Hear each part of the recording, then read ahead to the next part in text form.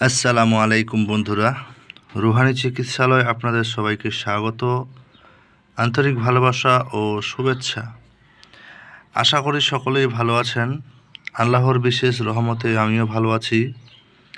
তো আজকে আপনাদের মাঝে খুবই একটা গুরুত্বপূর্ণ টপিক, খুবই একটা জরুরি বিষয়, খুবই একটা রেয়ার এবং কমন, যেটা দৈনন্দিন জীবনে কম বেশি প্রত্যেক পরিবারের প্রয়োজন। এরকম অন্যতম উন্নত মানের এবং খুবই ফলদায়ক অব্যর্থ একটি বিদ্যা, যে বিদ্যাটা মূলত আমার জীবনে আমি প্র্যাকটিক্যালে ব্যবহার করে এসেছি। তো আশা করি আপনারা টাইটেল এবং থাম্বনেল দেখে বুঝে গেছেন যে এই বিদ্যাটা রক্ত আমাশা রোগীদের জন্য। এখন দু চারটা কথা আমি বিশেষ করে বলবো যে প্রথমত রক্ত আমাশা কয় প্রকারের, রক্ত আমাশা হওয়ার কারণ কি কি এবং কয় ধরনের রক্ত আমাশা হয়ে থাকে এবং কোনটার প্রতিকার কি এবং কোন ক্ষেত্রে এই বিদ্যাটা কাজ করবে, এই বিষয়টা আপনাদেরকে জানতে হবে। না জানলে কাজ তো দূরের কথা, আপনি উল্টা মান সম্মানে পড়ে যাবেন কাজটা করতে গিয়ে। তো চলুন কথা বেশি বাড়াবো না, ডাইরেক্ট আপনাদের মূল অংশে নিয়ে যাব এবং আপনাদের মাঝে বিদ্যাটা সুন্দরভাবে পরিবেশন করব এবং বিদ্যাটা কাজ কে করতে পারবে কে পারবে না এরকমও কিছু বিষয় তো আছে। তবে সহজ ভাষায় যে কোনো ব্যক্তি এই বিদ্যাটা কাজ করতে পারবে, শুধু নিয়মটা মানলেই হবে। তো বন্ধুরা চলুন কথা না বাড়িয়ে মূল অংশে চলে আসা যাক। তার আগে আপনাদের মাঝে একটা ছোট্ট বাক্য বলে ফেলি। যদি আপনি চ্যানেলটাতে নতুন হয়ে থাকেন, সাবস্ক্রাইব না করে কিন্তু যাবেন না, আমার কথা কিন্তু সোজা। যদি সাবস্ক্রাইব করে থাকেন আপনাকে জানাই অসংখ্য ধন্যবাদ। এখন সাবস্ক্রাইব কাদের জন্য করাটা আমি বাধ্যতামূলক বলছি, যারা এ রিলেটেড তন্ত্রমন্ত্র যন্ত্র তাবিজ কবজ দোয়া কালাম বিভিন্ন গাছগাছড়া আধ্যাত্মিকতা এবং কবিরাজি বিষয়ে সম্পর্কিত এবং ইসলামিক আমল বিভিন্ন মন্ত্রতন্ত্র টোটকা ভালো মন্দ হাবিজাবি এইসব বিষয়ের উপর আগ্রহী, একদম রিয়েল এবং লিগ্যালিটিভাবে, লিগ্যালিটি কথাটা হচ্ছে কোনো ভাওতাবাজির মধ্যে যদি না যেতে চান, সত্যর মধ্যে থাকতে চান, তাহলে অবশ্যই সাবস্ক্রাইবটা করবেন। কথা বুঝে গেল? আর যদি না করেন আপনার ইচ্ছা। তো এইটাই হচ্ছে বিষয়টা সাবস্ক্রাইব করার। তো চলুন আগে নিয়মটা জেনে নিই কিছুটা অংশ, তারপর মন্ত্রের মূল অংশে আমরা পৌঁছাবো। মন্ত্রটা খুবই সুন্দর এবং সুস্পষ্ট এবং কি একটা পরিপূর্ণ কাজ করার মতো বিষয়। প্রথমত রক্ত আমাশা হলে সাধারণত মানুষ দৌড়াবে ডাক্তারের বাড়ি, এটা কমন একটা বিষয়। মানুষ যখন নিরাশা হয়ে যায়, ডাক্তারের ফল পায় না, তখন কিন্তু আমাদের মতো লোকের কাছে আসে। তো আমি মনে করি যখন বড় বড় ডাক্তার যে জায়গায় পায় না, যখন আমাদের কাছে আসে, তখন আমাদের চার্জটা কমপক্ষে অ্যাভারেজ লেভেলে হওয়া দরকার। কথাটা শুনলে আপনাদের হয়তো ভাবনা আসবে যে আপনি কেন এই কথা বলছি।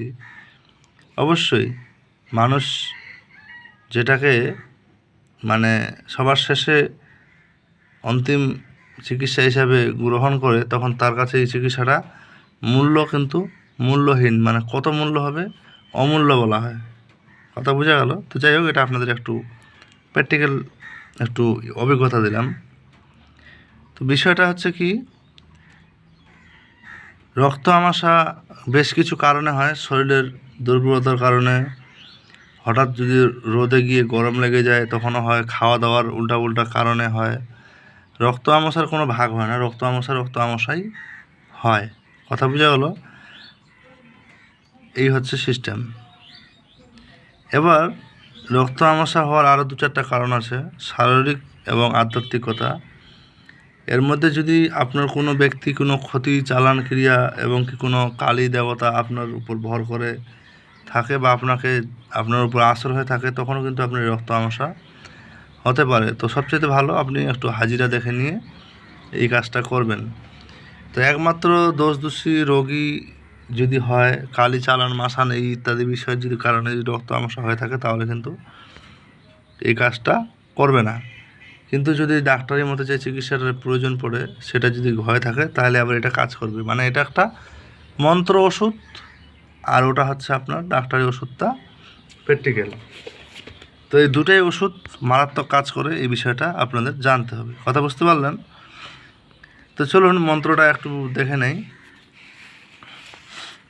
রক্ত আমাশায় জল পড়া। মন্ত্রটা একবার আমি সুন্দরভাবে পড়ে শোনাচ্ছি, আপনারা একটু মনোযোগ দিয়ে শুনবেন এবং প্রয়োজনে লিখে নেবেন। মন্ত্রটি হচ্ছে: ক্ষীরোদ সাগরে পানি উপজিল, রক্ত আমসা কথায় রইল, খুঁচি নাচি নাভি মূলে, আমাশা নাসি নরসিংহের শুলে, নরসিংহ দিল বর, আমাশা নাশে সত্তর। কার দোহাই? বাবা নরসিংহের দোহাই। আমাশা দেহ ছাড়ি করে পালাই পালাই, কার আজ্ঞে? বাবা মহাদেবের আজ্ঞে। বিশেষ প্রয়োজনে এই মোবাইল নম্বরে যোগাযোগ করতে পারেন। এই বিদ্যাটা যেটুকু দেওয়া হলো, এটুকু হচ্ছে আপনার সচরাচর সব মানুষের ক্ষেত্রে। এখানে একটা বিষয় আরও বলে ফেলি, এখানে একটা দোহাই আরও হবে। এই দোহাইটা কিন্তু আমি কাউকে দিলাম না। যদি বলেন কেন এই কথা বলছি, এটা হচ্ছে একটা মানে একটা এভারেজ লেভেলের একটা বাক্য, যেটা আমি দিতে পারবো না এখন। চাইলে দিয়ে দিতে পারি, কিন্তু দেবো না। এই যেটুকু দেওয়া আছে এই মহাদেবের দোয়া আজ্ঞে পর্যন্ত, এটাই আপনাদের জন্য ফাটাফাটি কাজ করবে, এতে কোনো সন্দেহ নাই। আমি একদম বলে দিচ্ছি। মন্ত্রটা আরেকবার শোনাই। ক্ষীরোদ সাগরে পানি উপজিল, রক্ত আমসা কথায় রইল, খুঁচি নাচি নাভি মূলে, আমাশা নাসি নরসিংহের শুলে, নরসিংহ দিলবর, আমাশা নাশে সত্তর। কার দোহাই? বাবা নরসিংহের দোহাই। আমাশা দেহ ছাড়ি করে পালাই পালাই, কার দোহাই? বাবা মহাদেবের, মানে কার আজ্ঞে? বাবা মহাদেবের আজ্ঞে। কথা বুঝে গেল? এই হচ্ছে আপনার মন্ত্রটা। ঠিক আছে, এবার চলুন এর নিয়মটা একটু জেনে নেই। এখন পর্যন্ত আপনারা যে ভিডিওটা দেখলেন এবং মন্ত্র এবং আমার কথাগুলো শুনলেন, তাদের জন্য বিশেষ করে একটা বাক্য বলে ফেলি। কী বাক্য? এই কাজটা করতে গেলে দুই রকম ব্যক্তি আছে আমাদের এখানে সমাজে যারা কাজ করে। এক হচ্ছে হিন্দু ভাই, এক হচ্ছে আমাদের মুসলিম সম্প্রদায়ের মানুষ, এবং আরও বিভিন্ন ব্যক্তি আছে যারা এই লাইনে কাজ করে। তো এই সব কিছুর মাঝে একটা ছোট্ট বাক্য উল্লেখ করি। এইটা হচ্ছে একটা চিকিৎসার জগৎ। তন্ত্রমতে যে কোনো ব্যক্তি যদি তন্ত্রমতে কাজ করে, তার তান্ত্রিক উপায়গুলো মানতে হবে।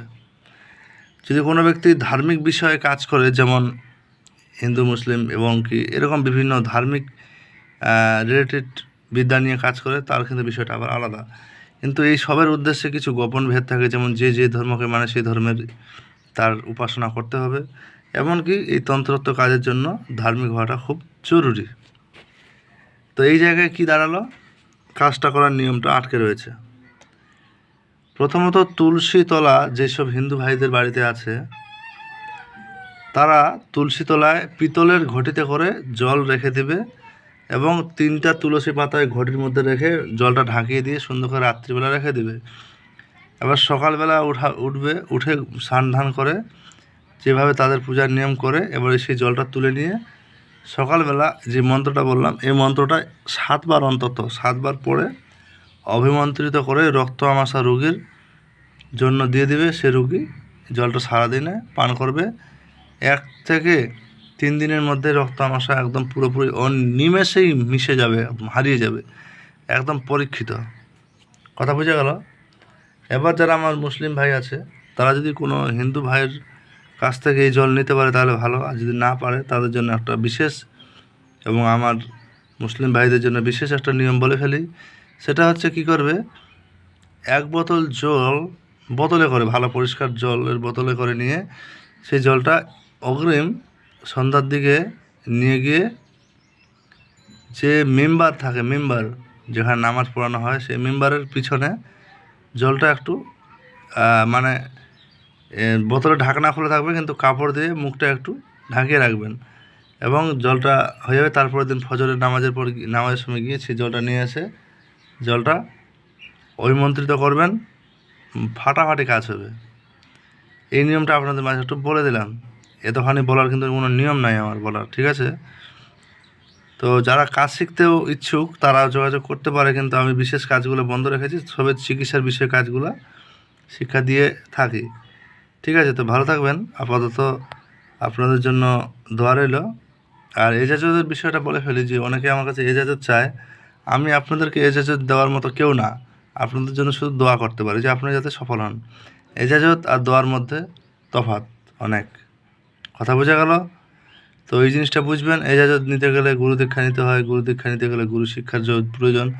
এই সব কিছুর মাঝে যদি আপনারা আমার সঙ্গে যোগাযোগ করেন, আপনাদের হাদিয়া খরচ হবে, শুধু টাকা খরচ করার ব্যাপার দরকার নাই। আপনারা যেমন আছেন তেমনই থাকুন। আপনাদের টাকাটা আপনাদের কাছে থাকলে কাজ দেবে। আপনারা 10 জায়গায় ঘুরবেন, 10 জায়গায় 10 টাকা করে যদি 10 জায়গায় আপনি খরচা করেন 100 টাকা খরচা হবে, কিন্তু এক জায়গায় যদি 50 টাকা খরচা করেন 50 টাকা বাঁচবে আপনার। এই জিনিসটা আপনি বুঝবেন না, এবং 50 টাকা বাঁচবে প্লাস সময় বাঁচবে প্লাস আপনি পরিপূর্ণ একটা মানে বস্তু পাবেন, সেটা আপনাদের মস্তিষ্কে থেকে গায়েব হয়ে গেছে। তো এইসব বিষয় বলে আমার লাভ নাই। ভালো লাগলে অবশ্যই লাইক কমেন্ট শেয়ার সাবস্ক্রাইব করবেন, আর না লাগলে না করবেন। দেখা হচ্ছে আগামী ভিডিওতে। তো সবার জন্য দোয়া কামনা রইল। আল্লাহ হাফিজ, দেখা হচ্ছে আগামী ভিডিওতে।